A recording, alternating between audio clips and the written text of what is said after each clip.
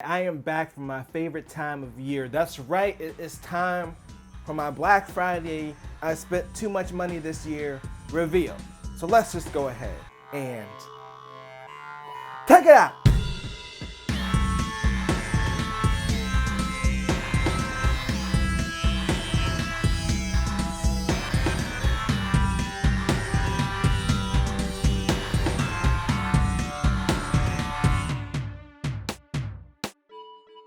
All right, so today we're gonna go through my Black Friday purchases.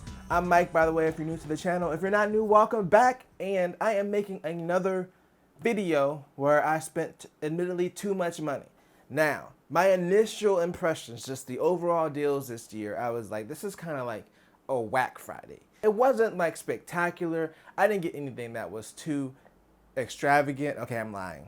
I'm clearly lying. I didn't get anything that was an amazing deal, but I got some really good stuff. Now, the best thing for me on Black Friday is the games and the movies. Now, a lot of people don't collect physical movies, but I do like to get some 4K Blu-rays because the quality is better than streaming. It's a little bit better, but if you have the proper setup, like if you got an OLED TV, you got Atmos and all that stuff, you'll notice the difference. And so I don't watch them all the time, but if I'm having like a movie night, I like to collect movies. So let's go over the movies that I didn't get, Jeff got. So even these movies are weird, I'm not taking credit for them. Okay, so the first one is the controversial Wonder Woman 84. Now, it's not really controversial. Some people liked it, some people didn't like it. I thought it was a pretty good movie. It wasn't as good as the first movie, but it was all right. It was only $10 for the 4K Blu-ray. So would I watch it again? Probably, and I think it's probably worth owning, especially for $10. Like, you really can't beat that for a 4K Blu-ray, and you get the better quality. So that's just me. Another one, God, I keep dropping stuff on the floor. So another movie picked up is Mortal Kombat. So again, this movie was all right. You know, it was better than I expected. I believe this is also on HBO Max along with Wonder Woman. So technically, as long as you have an HBO Max subscription, there's no reason to technically own the movie. But also, I just like having movies. Again, I didn't buy the movies this year, y'all. I be buying some off the wall stuff, and this is what we got. But yeah, this was pretty good. We already watched it. We already watched both of these. But like I said, for $10, this was also the same price as Wonder Woman. I think it's worth owning the 4K Blu-ray just to get that better quality. Okay, and the final movie that, oh no, I'm not taking any ownership of this. Snake Eyes, the G.I. Joe origin. I'm not letting Jeff pick the movies anymore. I tried to be diplomatic about these choices. There's no strong movie in here. Like, yeah, these are all right movies, and then you got this. I haven't seen a single G.I. Joe movie. Shut up, cars.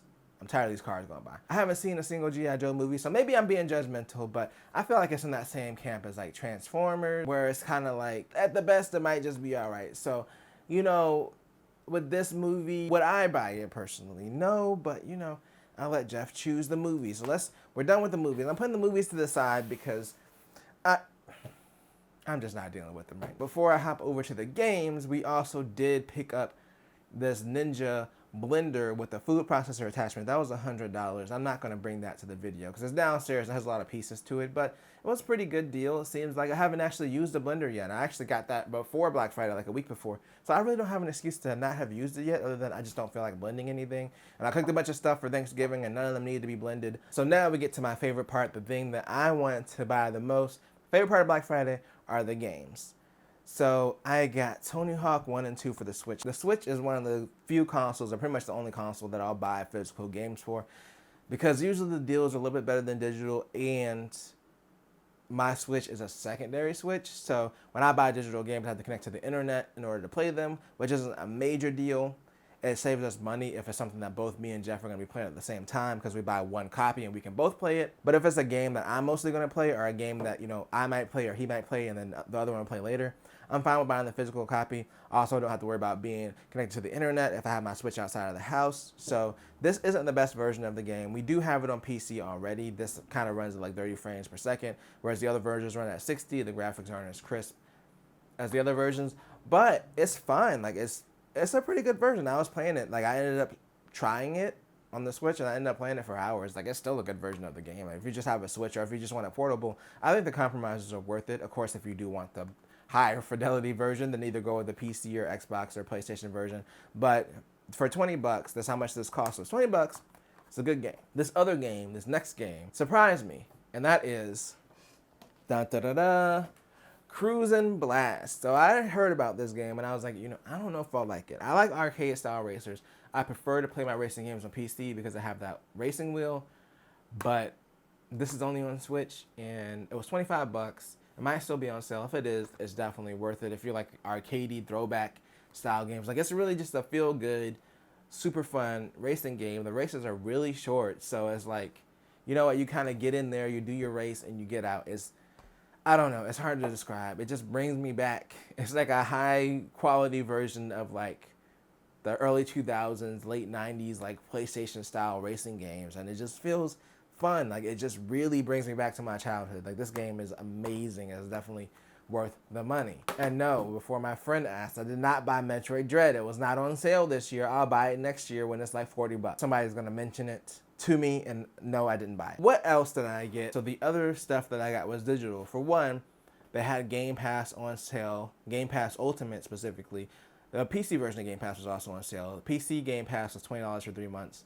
I believe Xbox Game Pass was the same, where it might have been $15. And then Ultimate, where you get both, was $25 for 3 months. So my Game Pass actually is about to expire next month. So I went ahead and racked up and bought 4. So I spent $100 so I could get another year of Game Pass Ultimate, because I really do use both the PC and the console Game Pass. I actually just hooked my Xbox One X back up recently in the bedroom, so I have the Series X downstairs, and then I also play Game Pass games on PC, and I do switch occasionally between PC and console. So for me, it's worth having the service. We also went ahead and renewed our PlayStation Plus, so that was $40. Of course, they do this like every year, so if you wait till this time of year and you keep renewing, you can usually get it for around the same price. So yeah, PlayStation Plus for 40 bucks. We also picked up Guardians of the Galaxy. This is actually a physical game, so it's being shipped. We just got it yesterday, or we just bought it yesterday, which was Saturday. I'm recording this on Sunday, so it probably won't be here for a few days, but it was $26 for the physical copy, so we got the Xbox Series X version because, you know, the PlayStation we have doesn't have a disc drive. I was against it a little bit because I really don't like having physical games, but it was the lowest price we could find for it, so that was a pretty good deal. We also picked up Paper Mario. I believe it was around $30 on GameStop, so we got the digital version of that. So yeah, we got like a little small pickup this year. You know, there weren't really too many deals that caught my eye, honestly. Being that it was a slow year and there was a lot of delays, I kind of expected it, so it wasn't like amazing. And then plus we already just have a lot of stuff, and I wasn't trying to buy a bunch of stuff. So that's pretty much it for Black Friday, except for this one other thing that I bought, which is actually the camera that I'm recording this on. So my B cam over here that's recording like my hands on the table is actually my old main camera, which was the Panasonic GH4. So I still have that connected. That's gonna be moved to my B cam, but I actually went ahead and upgraded to the Panasonic S5. So I've had the GH4 since 2018, and it's been a really good camera. Like, it's been an amazing camera. I used to work at Panasonic, so I already knew how good the GH4 was. The GH5 was out of reach price-wise.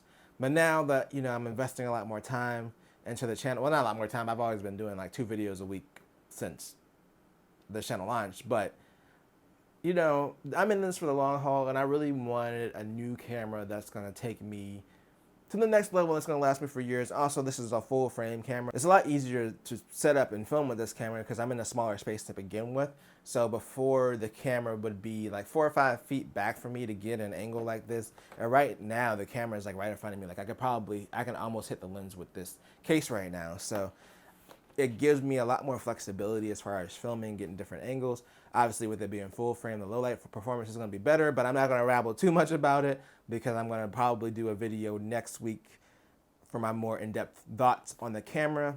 I did get it for $2,000 with the lens kit. So that was kind of the sale. It's usually $1,700, or sorry, it's usually $2,000 for the body only, and then the lens kit's like $2,300. So they knocked off $300. The body was on sale for $1,700. And I didn't have any lenses that fit this camera. So I figured it'd be pretty cool to get a new camera and upgrade. Hopefully, since I upgraded, this video will be available in lovely 4K. I don't really do 4K videos too often because the GH4 had a crop for 4K. I'm actually using it right now in 4K. It's fine, it looks good, but I just don't like the whole crop thing. So we'll see how this video comes out with 2 cameras shooting in 4K and mixing and matching the footage. It's gonna be crazy. But that's all for my Black Friday haul. It'll be back next week with my first impressions of the S5, so we'll see how that goes. But if you enjoyed this video, then make sure to tell a friend, tell a coworker, like, share, and subscribe, and hit the bell notification to get notified when I drop a video, and always do at least 2 things at the same time. Peace.